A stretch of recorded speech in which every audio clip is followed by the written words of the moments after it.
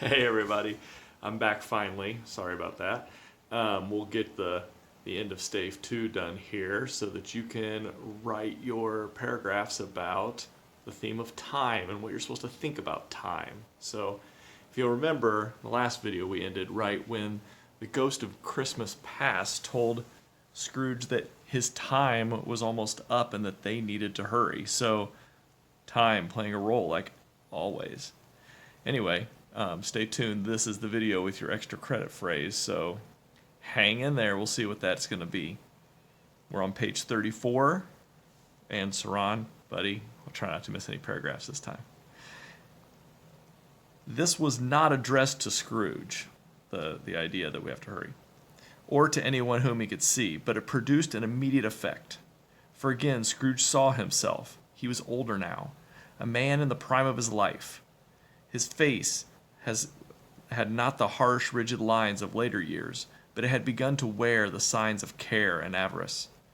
There was an eager, greedy, restless motion in the eye which showed the passion that had taken root and where the shadow of the growing tree would fall. He was not alone, but sat by the side of a fair young girl in a mourning dress, in whose eyes there were tears, which sparkled in the light and shone out of the ghost of Christmas past.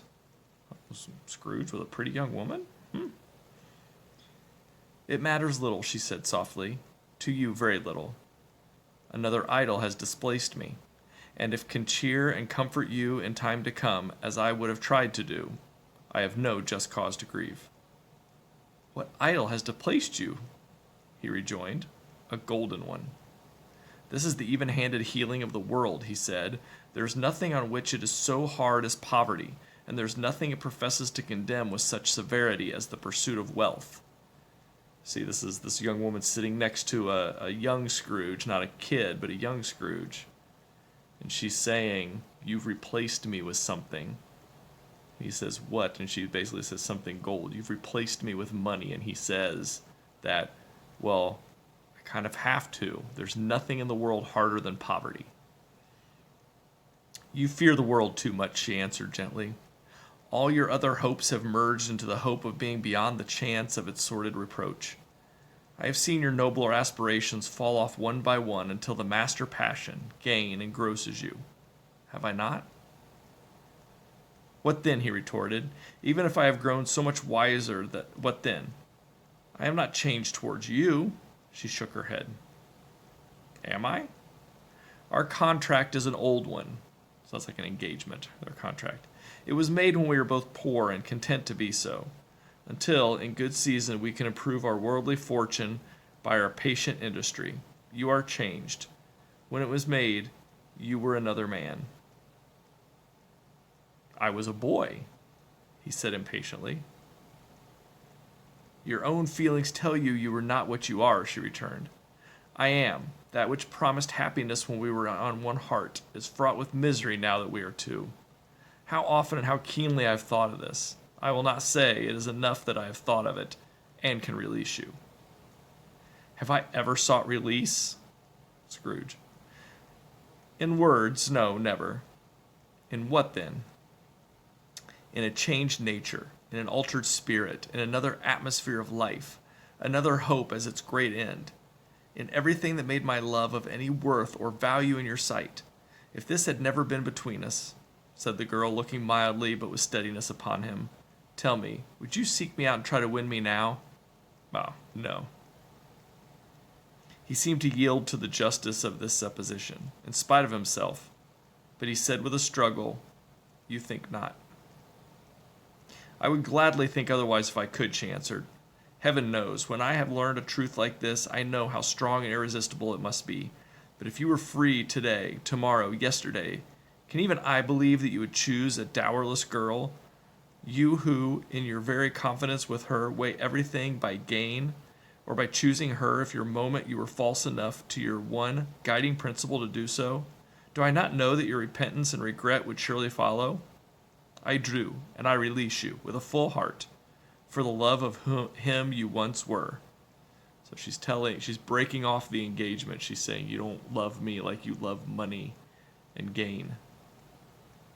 And you once were different, now you're this way, so I'm letting you go. He was about to speak, but with her head turned from him, she resumed. You may. The memory of what is past half make me hope you will have pain in this.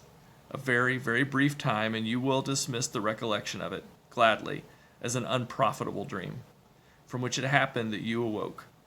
May you be happy in the life you have chosen. She left him, and they parted. Spirit, said Scrooge, show me no more. Conduct me home. Why do you delight in torturing me? One shadow more, exclaimed the ghost. No more, cried Scrooge. No more. I don't wish it. Show me no more. But the relentless ghost pinioned him in both arms and forced him to observe what happened next. They were in another scene in a place in a room, not very large or handsome, but full of comfort. Near to the winter fire sat a beautiful young girl, so like that last that Scrooge believed it was the same, until he saw her, now a comely matron, sitting opposite her daughter. So this is the woman who broke off the engagement now. The noise in this room was perfectly tumultuous, for there were more children there than Scrooge in his agitated state of mind could count, and unlike the celebrated herd in the poem, they were not 40 children conducting themselves like one, but every child was conducting itself like 40. The consequences were uproarious beyond belief, but no one seemed to care. On the contrary, the mother and daughter laughed heartily and enjoyed it very much, and the latter, soon beginning to mingle in the sports, got pillaged by the young brigades most ruthlessly. Would I not have given to be one of them, though I never could have been so rude. No, no. I wouldn't for the wealth of all the world have crushed that braided hair and torn it down, and for the precious little shoe. I wouldn't have plucked it off. God bless my soul, to save my life. As to measure her waist in sport, as they did, bold young brood, I couldn't have done it. I should have expected my arm to have gown around it for a punishment, and never come straight again. And yet I should have dearly liked, I own, to have touched her lips, to have questioned her, she might have opened them, to have looked upon the lashes of her downcast eyes, and never raised a blush, to have let loose waves of hair, an inch of which would be keepsake beyond price. In short, I should have liked, I do confess, to have the lightest license of a child, and yet to have been man enough to know its value. But now knocking at the door was heard, and such a rush immediately ensued that she was laughing face and plundered dress was borne toward in the center of flushed and boisterous group, just in time to greet the father, who came home attended by a man laden with Christmas toys and presents. Then the shouting and the struggling and the onslaught that was made on the defenseless porter, the scaling him with chairs for ladders to dive into his pockets, the spoil him of paper parcels, hold on tight by his caveat, hug him round his neck, pommel his back, and kick his legs in irrepressible affection, the shouts of wonder and delight with which development of every package was received, the terrible announcement that the baby had been taken in the act of putting a doll's frying pan into his mouth, and was more than suspected of having swallowed a fictitious turkey, glued on a wooden platter. The immense relief of finding this was false alarm. The joy and gratitude and ecstasy, they were all indescribable alike. It's enough that by degrees the children and their emotions got out of the parlor, and by one stair at a time, up to the top of the house where they went to bed, and so subsided.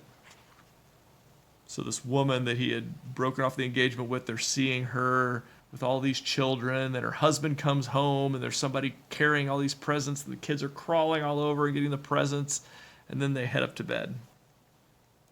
And now Scrooge looked on more attentively than ever when the master of the house, having his daughter leaned fondly on him, sat down with her and her mother at his own fireside. And when he thought that such another creature, quite as graceful and as full of promise, might have called him father and been a springtime in the haggard winter of his life, his sight grew very dim indeed.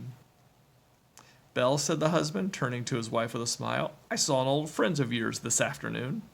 Who was it? Guess. How can I? I don't know, she added in the same breath, laughing as he laughed. Mr. Scrooge. Mr. Scrooge it was. I passed his office window, and as it was not shut up, and he had a candle inside, I could scarcely help seeing him. His partner lies upon the point of death, I hear, and there he sat alone. Quite alone in the world, I do believe. Spirit, said Scrooge in a broken voice, remove me from this place. I told you these were shadows of things that have been, said the ghost, that they are what they are. Do not blame me. Remove me, Scrooge exclaimed. I cannot bear it. He turned upon the ghost, and seeing that it looked upon him with a face in which in some strange way there were fragments of all the faces it had shown him, wrestled with it. Leave me, take me back, haunt me no longer.